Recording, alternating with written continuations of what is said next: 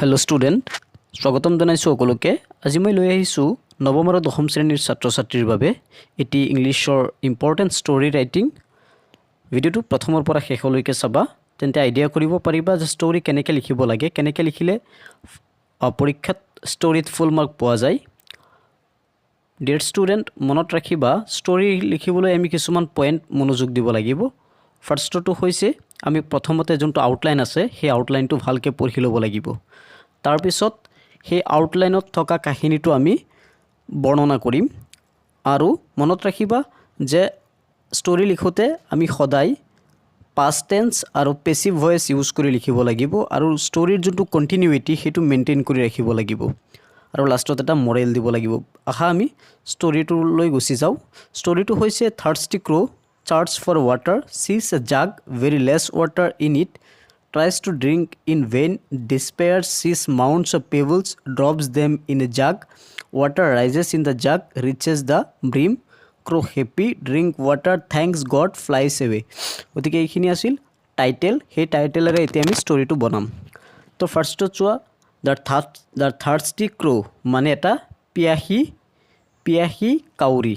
Once আপন এ time, এসময়ৰ কথা, এ ক্ৰ' ৱাজ ভেৰি থাৰ্ষ্টি, এটা কাউৰীৰ বৰ পিয়াহ লাগিছিল। He flew from place to place in search of water, পিয়াহী কাউৰীটোৱে পানী বিচাৰি এখন ঠাইৰ পৰা আন এখন ঠাইলৈ উৰি উৰি গৈছিল, উৰি উৰি পানী বিচাৰিছিল।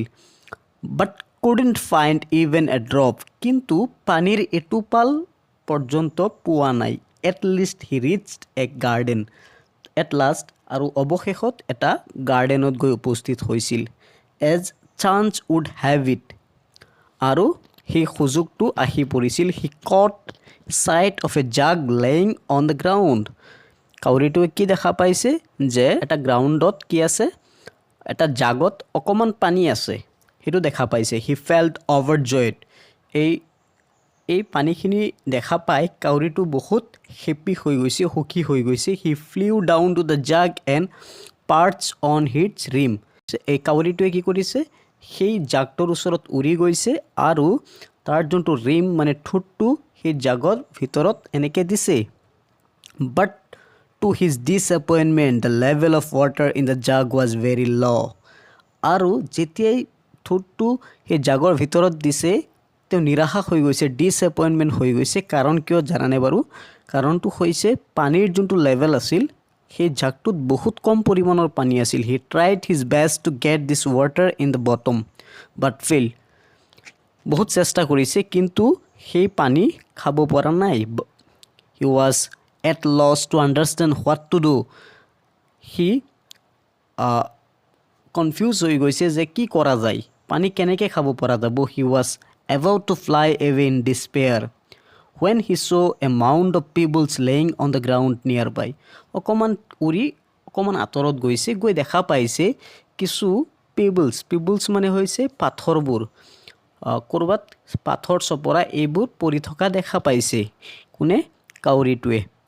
N idea came to his mind, এটা আইডিয়া কাউৰীৰ মূৰত আহিল। He picked up the pebbles one by one and drop them into the jug, আৰু জাগটোত কি কৰিলে, অকণমান কি কৰিলে, সেই পাথৰবিলাক এটা এটা আনি বুটলি আনি তাত